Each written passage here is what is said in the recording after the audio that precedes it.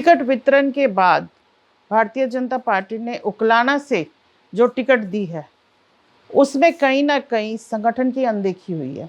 और हम सब ने एक निर्णय पार्टी को पहले ही बताया था कि संगठन में हमें किसी भी व्यक्ति को जो टिकट मांग रहे हैं संगठन में टिकट दी जाए, बाहरी व्यक्ति को टिकट ना दी जाए। इसी रोष में मैंने जिस दिन टिकट की घोषणा हुई उसी दिन अपने सभी पदों से भारतीय जनता पार्टी की प्राथमिक सदस्यता से इस्तीफा दे दिया। तो जैसे अनूप धानक को अब टिकट दी गई है, क्या सोचते हैं पुलाना क्षेत्र को क्या परिणाम आने वाले हैं? देखिए, जो आज के दिन के परिणाम है, अनूप धानक जी की, मंत्री जी की पूरे हलके में खिलाफत है। उस खिलाफत को देखते हुए मेरा तो ये मानना है कि भारतीय जनता पार्टी ने ये जो सीट है अपने आप परोस के विपक्ष को दी है। तो क्या लगता है अनूप धानक ने अपने कार्यकाल के दौरान कितने काम कराए, नहीं कराए, कैसे देखते हैं? ऐसा जी, उनको लेके जो कार्यकर्ताओं के अंदर, जो आम जनता के अंदर जो रोष है, उसको देखते हुए मुझे ये लगता है कि उन्होंने कहीं कोई किसी प्रकार का विकास कार्य या जनता जो उनसे चाहती थी उन पर वो खरे नहीं उतरे, इसीलिए जनता के अंदर रोष है। पीछे जब हमारा एमपी का चुनाव चल रहा था तब लोग ये कह रहे थे, तब उनकी एक सर्जरी हो गई थी जिस वजह से वो पब्लिक के बीच में नहीं आ पाए थे।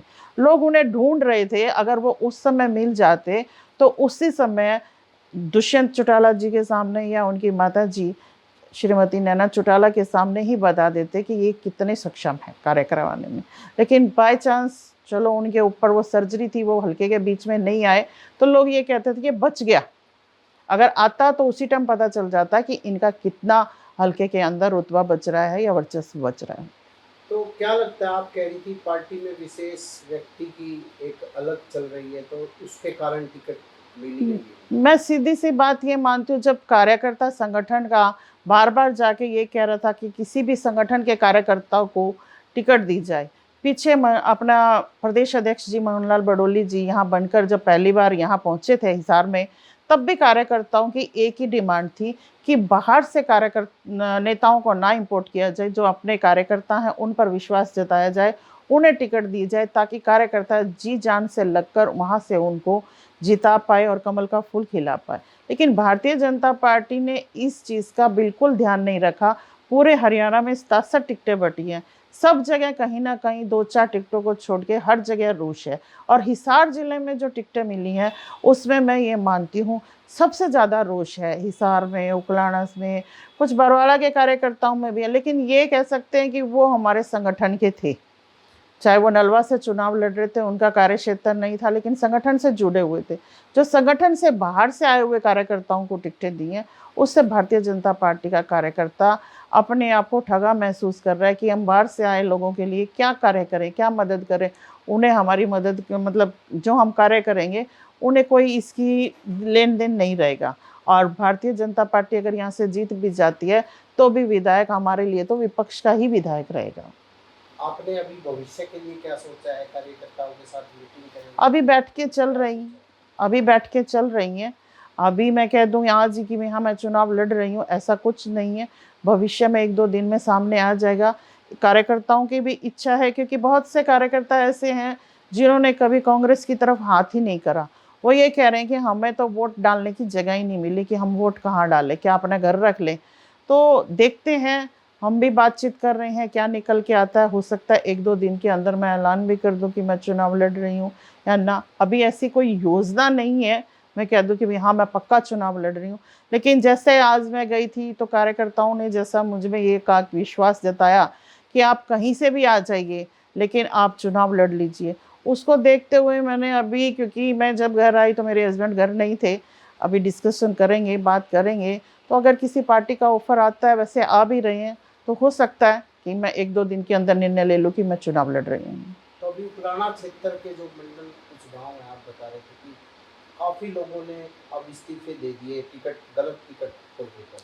हाँ जी, मेरे पास लगातार, क्योंकि मैंने टिकट मिलते ही इस्तीफा लिख दिया था, तो हल्के के गाँव से, पूरे हल्के के गाँव से, उकलाना के तीनों मंडलों से मेरे पास कार्यकर्ताओं के फ़ोन आ रहे हैं। अभी आपने बहुत जल्दबाजी करी, आप हमसे भी पूछते, हम भी आपके साथ इस्तीफे देते।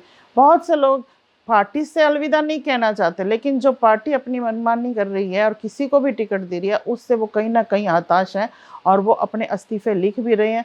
आज अग्रवा ब्लॉक के नंथला गांव में कुछ अग्रवा ब्लॉक के सरपंच, अपने वहाँ से चेयरमैन, उन सब ने भी मुझे अपने इस्तीफे लिख के दिए हैं कि हम पार्टी में रह के कार्य नहीं करना चाहते हैं। तो कैसे देखते हैं, क्या लगता है कि टिकट वितरण में जिला स्तर पर कोई राय नहीं ली गई, कोई ऐसा?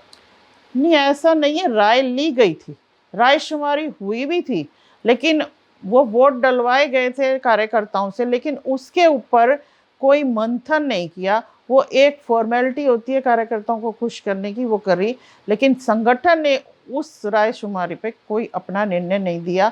संगठन ने अपनी मनमानी की है, जो उन्हें अच्छा लगा उसको टिकट दिया। मैं ये कहूँगी कि जो उनके व्यक्ति विशेष थे, जैसे कुलदीप बिश्नोई जी थे, वो रणधीर पनियार जी को टिकट दिलाना चाहते थे, इसलिए डिप्टी स्पीकर जी को भरवाड़ा भेज दिया गया। जोड़ाराम जी को टिकट दिलाना चाहते थे, खुद भव्य की टिकट दिलाना चाहते थे। इसी तरह मनोहर लाल जी जो जजपा से शामिल हुए, उनको टिकट देना चाहते थे, उनको टिकट दी।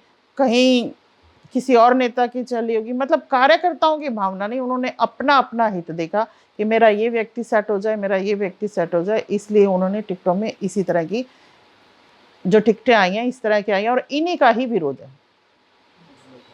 मैम, जेजेपी के जो जेजेपी में जो पहले जेजेपी के अंदर थे, उनको बीजेपी में शामिल करके टिकटें दी गई है, तो क्या लगता है कि पहले जेजेपी का भी पूरा फुल विरोध था, और अब आपको क्या लगता है कि बीजेपी के अंदर से आने के बाद लोग उनको क्या वोट दे पाएंगे?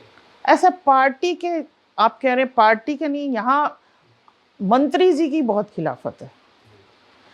जैसे ये 4 साल 4.5 साल जो सरकार में रहे हैं, इन्होंने जो अपने चहेते थे या व्यक्ति विशेष थे, उनको खूब पैसे कमवाए हैं, उनके ही चहेते रहे हैं। आम जो कार्यकर्ता है, चाहे वो जेजेपी का है, बीजेपी में सहयोगी जरूर थे, लेकिन बीजेपी के कार्यकर्ताओं को कभी भी उन्होंने कहीं भी महत्व नहीं दिया। इसीलिए दोनों ही पार्टी के कार्यकर्ता उनसे नाराज हैं। तो कुल मिला के यानी कि बीजेपी से सभी कार्यकर्ता नाराज है, और बीजेपी को अब की बार हाँ, कुछ ना कुछ झेलना ही पड़ेगा। देखिए, अगर कार्यकर्ता रीढ़ की हड्डी होता है किसी भी पार्टी की, अगर वो निराश होकर घर बैठ जाता है तो उस पार्टी का सत्ता में आना मुश्किल हो जाता है। देश दुनिया की हर खबर सबसे पहले देखने के लिए फॉलो करें Dainik Savera TV, YouTube, Facebook, Instagram, X और व्हाट्सएप चैनल पर।